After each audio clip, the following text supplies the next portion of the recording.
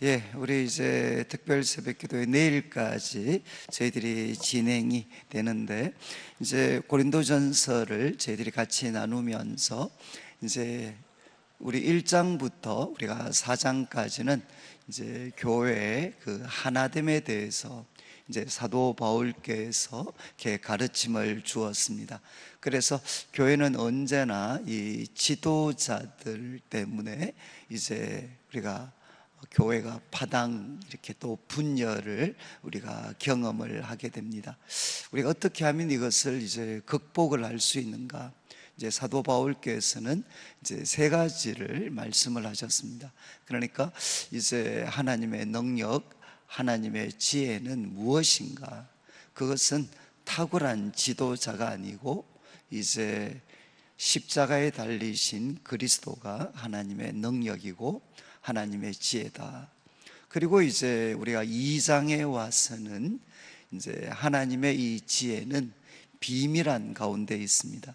인간의 그런 지성, 인간의 그 이해를 넘어서 있는, 초월해 있는, 그래서 사람에게는 이제 비밀한 이 하나님의 지혜, 이 하나님의 지혜를 누가 이제 깨닫게 하실 수 있나?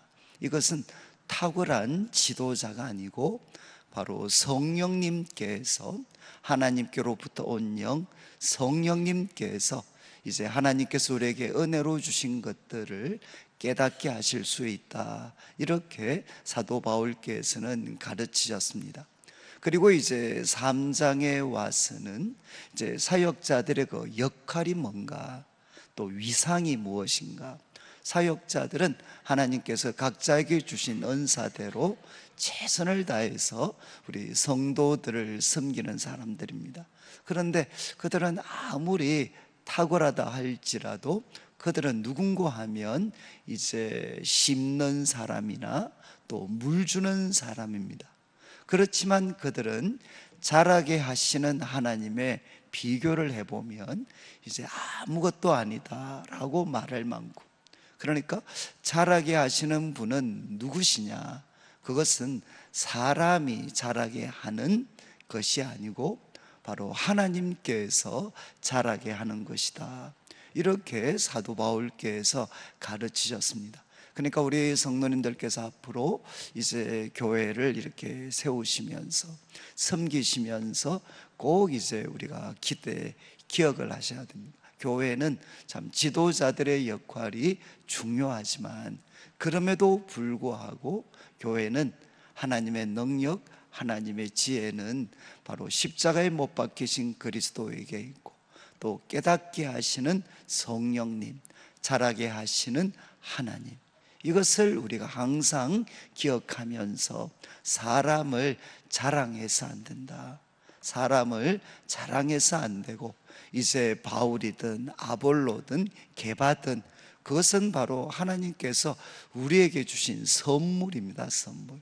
그러니까 이분들을 통해 잘 배워서 우리는 어떤 사람이 되어야 되느냐?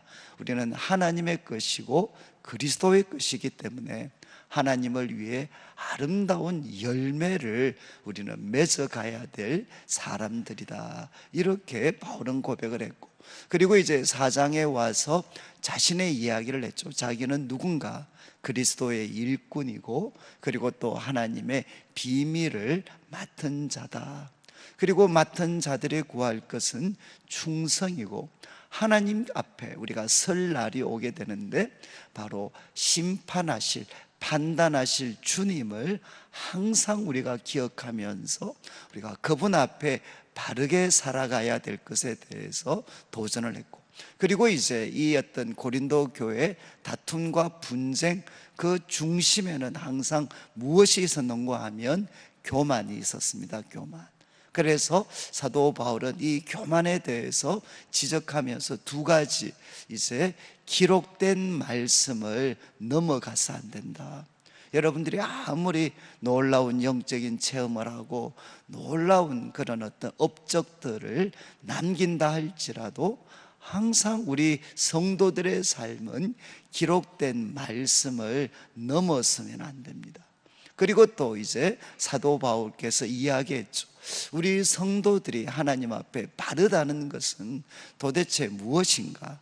그들의 삶에 성공의 흔적이 있는가? 이것이 아니고 그들의 삶에 십자가의 흔적이 있는가? 이것이 우리 성도들 그리고 사역자들이 정말 하나님 앞에 바른 길을 가고 있다라는 것에 대한 진정한 기준이 될 수가 있습니다.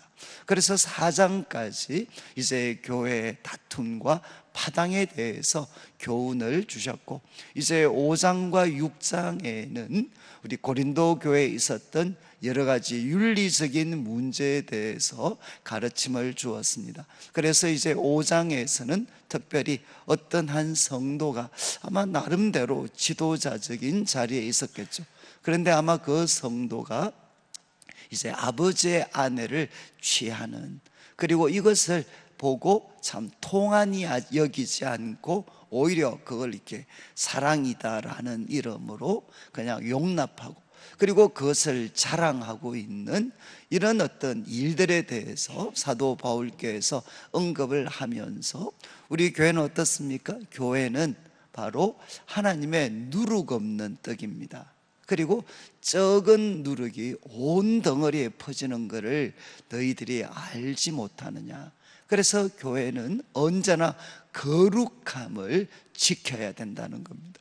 교회는 거룩함을 지켜야 된다, 그런 뜻에서 그런 사람들을 엄하게 이제 권징할 것에 대해서 우리가 도전을 합니다. 그리고 우리 성도들의 삶은 바로 과거에 출애굽을 했던 이스라엘 백성들처럼 우리는 어떤 사람입니까?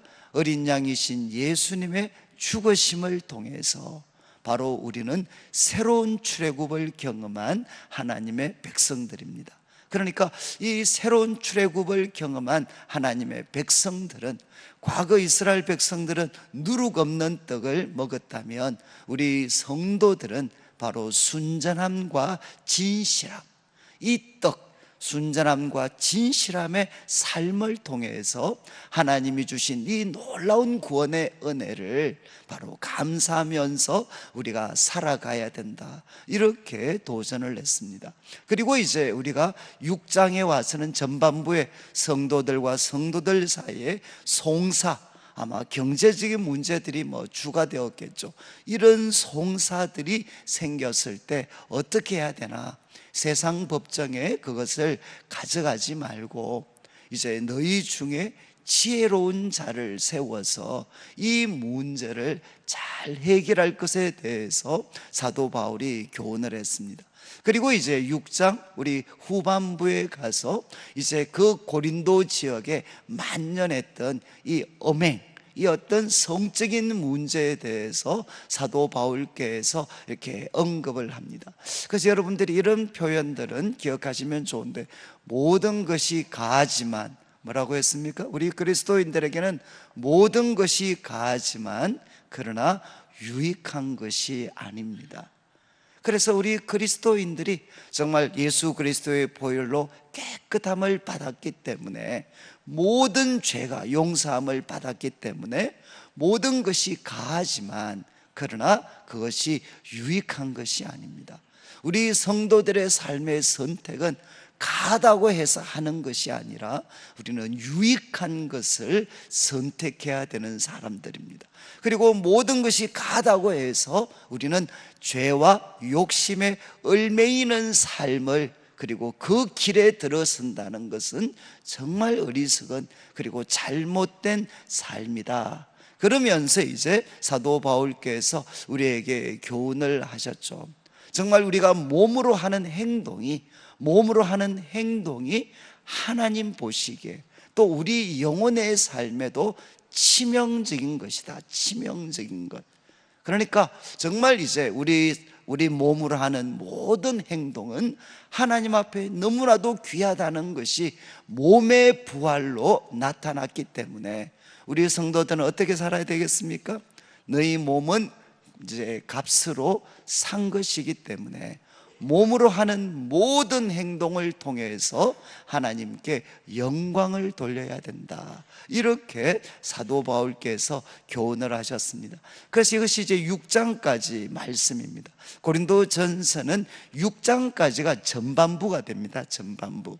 이제 근로의 지편에서 들려왔던 여러 가지 소식들에 대해서 사도 바울이 교훈을 주었고, 7장 1절을 보시면 7장 1절은 너희가 쓴 문제에 대하여, 이거는 아마 근로의 지편에서 왔던 사람들이 들려주었던 아마 소식과는 조금 다르게, 또 성도들이, 고린도 교회 성도들이 사도 바울에게 여러 가지 궁금하고 혼란한 문제가 있을 때마다 편지를 썼던 것 같아요. 편지를.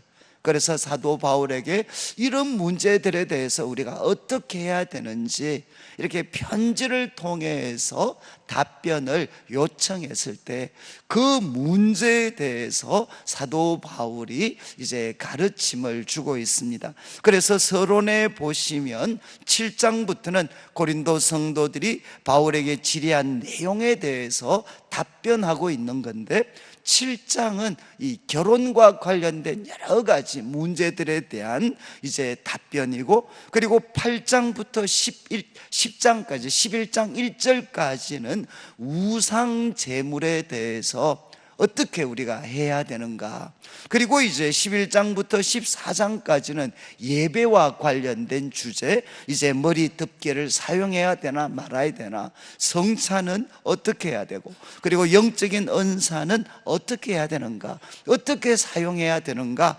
하는 것을 11장에서 14장까지 교훈하고 있고, 그리고 15장은 부활에 대해서, 그리고 16장 전반부는 헌금과 그의 동력자였던 아볼로를 어떻게 대해야 되는지에 대해서 교훈을 하고 있습니다. 그래서 이제 9장부터는 저희들이 가을에, 우리가 후반기에 우리가 다루게 됩니다.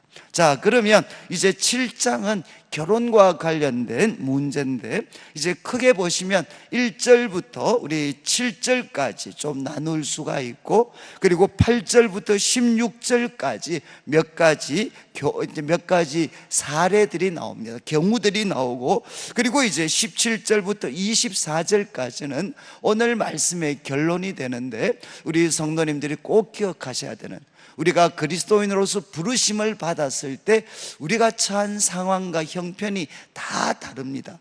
그때 우리가 어떻게 해야 되느냐 하는 것을 결혼과 관련해서 우리에게 교훈을 주고 있습니다.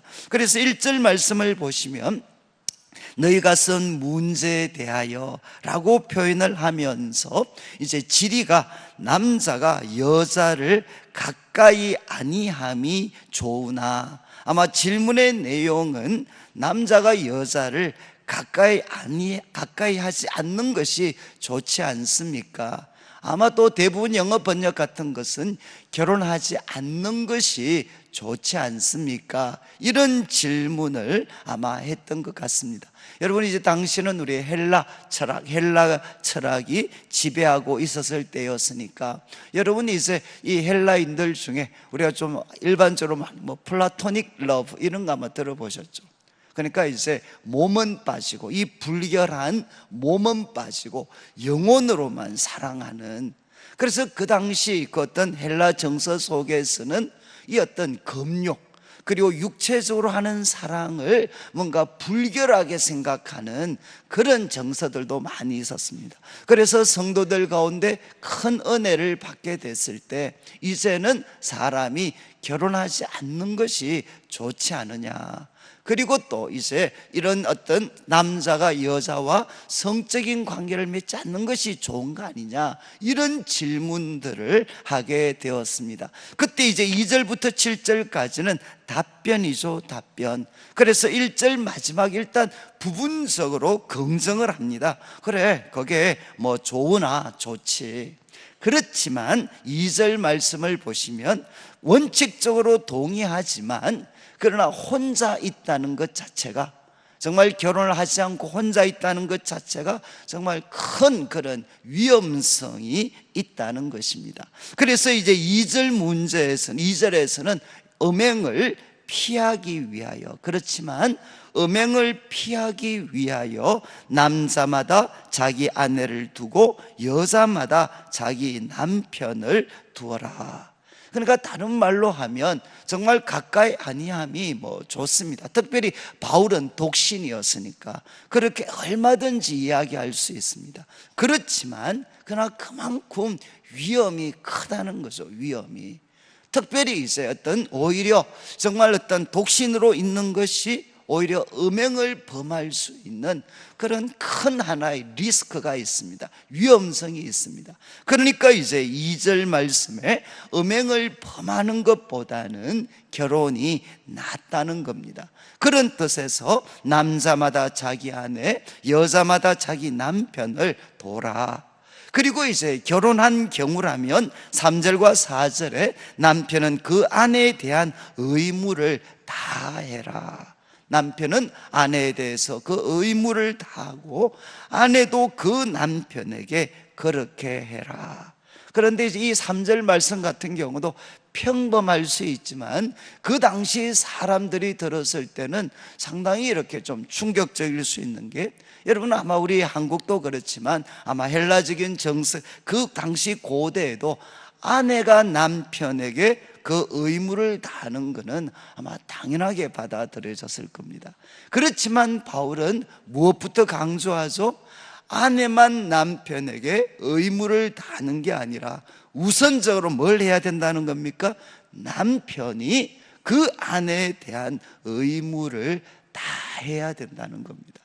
아내만 하는 것이 아니라 남편이 바로 그 아내에 대한 의무를 다하고, 그리고 또 아내도 그 남편에게 그렇게 하라는 것입니다. 그래서 그 결혼 관계에 충실해야 된다. 그리고 4절 말씀에 아내는 그 몸을 주장하지 못하고 오직 그 남편이 합니다.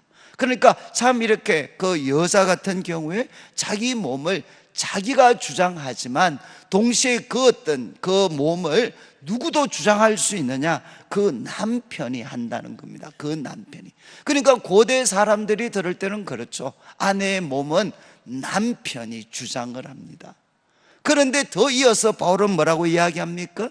아내의 몸이 남편의 것인 것처럼 바로 남편도 그와 같이 자기 몸을 주장하지 못하고 오직 그 아내가 하게 된다는 겁니다. 그러니까 아내가 남편의 소유인 것처럼 남편도 누구의 소유라는 겁니까? 아내의 소유라는 것입니다. 우리 한국 사회도, 그리고 헬라 그 당시도 아내가 남편의 것이다, 이것은 강조가 됐지만 남편이 아내의 것이다 라는 것에 대해서는 이야기하지 않았습니다. 그러나 사도 바울은 이야기하죠. 아내와 그리고 남편은 동등하고, 그리고 이제 그 동등하고 그리고 권리를 소유하고 있고 서로에게 쌍방간에 최선을 다해야 된다. 아내만 최선을 다하는 것이 아니라 남편도 동일하게 최선을 다해야 된다라고 이야기를 합니다. 그런 다음 이제 5절과 6절에는 서로 분방하지 마라. 서로 분방하지 마라. 이유가 무엇이죠? 우리가 서로 분방하지 마라. 그 이유는 우리 5절 후반부에 보시면 너희가 절제 못함으로 말미암아 사탄이 너희를 시험하지 못하게 하려 함이다. 여러분, 이제 분방하는 것들은 이만큼 사단이 우리를 시험할 수 있는 그런 기회들을 제공할 수가 있다는 것입니다. 그래서 우리가 참 이렇게 여러 가지 지금 우리가 이런 산업화가 되고 이러면서 이렇게 아내와 남편이 이렇게 떨어져 있는 이런 어떤 일들에 대해서 이런 말씀을 보면 정말 우리가 신중하게 잘 생각을 해야 된다. 그러니까 분방하지 마라. 그렇지만 언제 허락을 하느냐?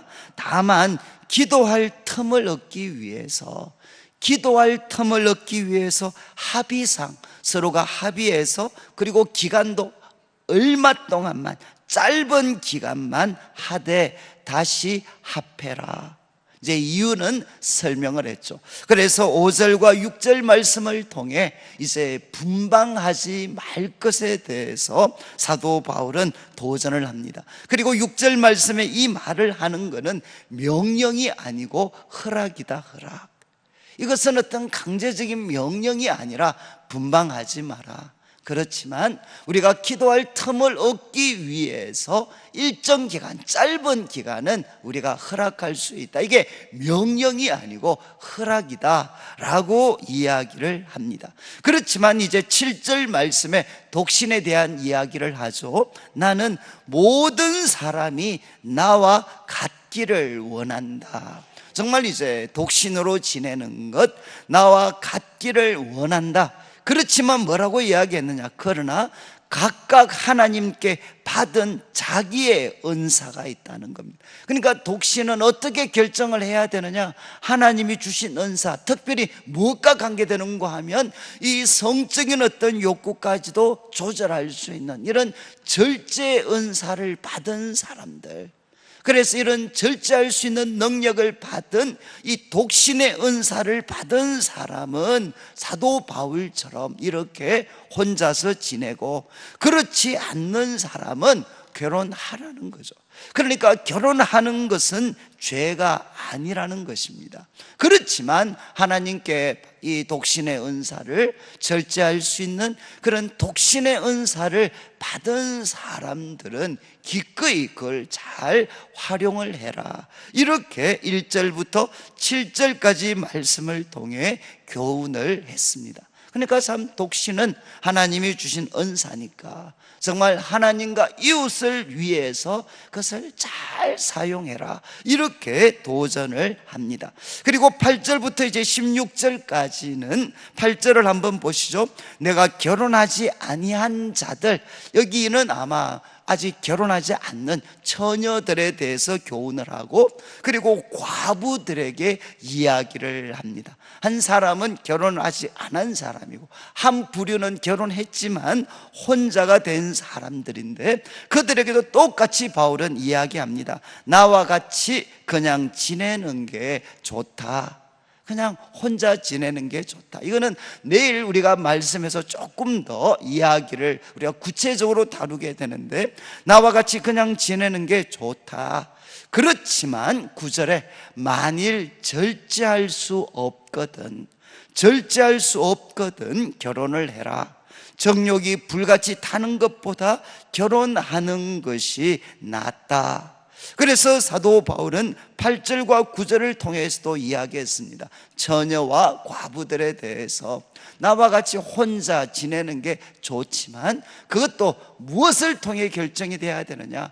하나님이 주신 그런 은사가 있으면, 그래서 그 어떤 욕구들을 잘 통제할 수 있는 하나님이 그런 은사를 주셨으면 그렇게 지내는 게 좋지만, 그렇지 않는 경우는 결혼하는 것, 결혼도 하나님이 정하신 것이기 때문에 그거는 잘못된 것이 아니라는 겁니다. 그런 다음 10절과 11절에 이제 결혼한 자들에게 이제 명합니다. 10절 후반부, 여자는 남편에게서 갈라서지 마라. 그리고 또 11절에 만일 갈라섰으면 그대로 지내든지 다시 그 남편과 화합하든지 해라. 그리고 또 남편도 아내를 버리지 마라. 그러니까 이제 남편도, 여인도 남편에게서 갈라서지 말고 남편도 아내를 버리지 마라. 그러니까 주님께서는, 그리고 또 그 사도 바울은 우리가 남편과 아내가 가정을 소중히 지킬 것에 대해서 교훈을 합니다. 그렇지만 이제 12절부터 보시면 그 나머지 사람들에게 내가 명하는데, 특별히 어떤 경우를 언급하느냐? 이제 믿지 않는 배우자와 사는 경우입니다. 그래서 우리 고린도 지역은 이방인 지역이었기 때문에 대부분 다 이제 하나님에 대해서 알지 못했죠. 그러나 예수 그리스도의 복음이 선포되고 그 가운데 믿는 사람들이 생겼기 때문에 오늘날에도 그렇지만 이제 믿지 않는, 예수 그리스도의 복음을 받아들이고 나서 믿지 않는 배우자들과 살아야 되는 이런 어떤 문제들이 많이 생겨났습니다. 그래서 이제 12절에 이야기합니다. 만일 어떤 형제에게 믿지 아니하는 아내가 있다. 믿지 않는 아내가 있는데 이제 남편과 함께 살기를 좋아합니다. 그러면 어떻게 해야 되느냐? 그를 버리지 말라는 것입니다. 그리고 또 13절에 어떤 여자에게 믿지 아니하는 남편이 있습니다. 그래서 아내와 함께 살기를 좋아합니다. 그러면 어떻게 되죠? 그 남편을 버리지 말라는 것입니다. 그래서 지금 배우자가 정말 믿지 않는 가운데 있는데, 그런데 그분이 바로 함께 살기를 원하면 그를 버리지를 마라. 그리고 이제 14절을 보시죠. 또 이 구절 이렇게 이제 그 14절 믿지 아니한, 그런데 그렇게 우리가 해야 되는 게 14절 믿지 아니하는 남편이 아내로 말미암아 거룩하게 되고 믿지 아니하는 아내가 남편으로 말미암아 거룩하게 된다. 그렇지 아니하면 너희 자녀도 깨끗하지 못하니라. 그러나 이제 거룩하니라. 이것은 무슨 말씀이죠? 바로 이 믿지 않는 배우자와 같이 있지만 그러나 이 믿는 하나의 남편과 아내를 통해서 그 배우자와 그 가정이 바로 구원을 받게 되고 그리고 거룩해지는 일들이 일어날 수 있기 때문에 어떻게 하라는 겁니까? 바로 상대방이 원하면 그 자리를 떠나지 마라, 버리지 마라, 이렇게 교훈을 합니다. 그렇지만 15절을 보시면 이제 믿지 아니하는 자가 반대로 그냥 갈라지기를 원하는 거죠. 그러면 갈리게 해라. 형제나 자매나 이런 일에 구애될 것이 없다. 그런데 이 말은 이제, 그런데 믿지 않는 배우자가 상대방이 막 이렇게 갈라질 것을 요구하고 원하면 그렇게 하라는 겁니다. 그것에 대해서 구애받을 게 없다. 그렇지만 이제 15절 후반부 보십시오. 그러나 허용을 합니다. 그렇지만 그러나 하나님은 화평 중에서 우리를 부르셨다는 겁니다. 그러니까 정말 정 그렇게 원하면 허락은 해주지만 그것이 최선의 방법은 아니라는 거죠. 하나님은 화평 중에 우리를 부르셨습니다. 그래서 16절에 아내 된 자여 내가 남편을 구원할는지 어찌 알 수 있고 남편 된 자여 너가 내 아내를 구원할는지 어찌 알 수 있으리요. 그러니까 가장 최선의 길은 무엇이라는 겁니까? 바로 믿지 않는 아내와 자녀들이 바로 그 믿는 남편과 아내를 통해서 바로 구원받게 되는 이런 일이 있을 수 있도록 그 가정을 지키는 것이 최선이지만 그러나 끝까지 그렇게 요구를 하고 그렇게 하면 그것을 허용을 해라. 구애받을 것 없다. 이렇게 사도 바울은 이야기를 합니다. 그러면서 이제 17절부터 24절까지의 이제 원칙을 이야기하는 거죠. 앞에 1절부터 14절까지는, 16절까지는 여러 가지 구체적인 상황에 대한 바울의 답변이었다면 이제 17절부터 24절까지는 하나의 원칙입니다. 아주 중요한 말씀인데 17절 오직 주께서 각 사람에게 나누어 주신 대로, 그러니까 주님께서 각 사람에게 나누어 주신 대로 하나님이 각 사람을 부르신 그대로 행해라. 그러니까 하나님이 정해 주셔서 하나님이 각 사람을 부르셨을 때 형편이 있습니다. 그 형편 그대로 머물러 있으라. 이렇게 도전을 합니다. 그리고 17절 마지막 내가 모든 교회에서 이와 같이 명했다는 겁니다. 그래서 사례를 크게 두 가지로 설명을 합니다. 18절에 할례와 무할례, 할례자로 부르심을 받은 자가 있느냐?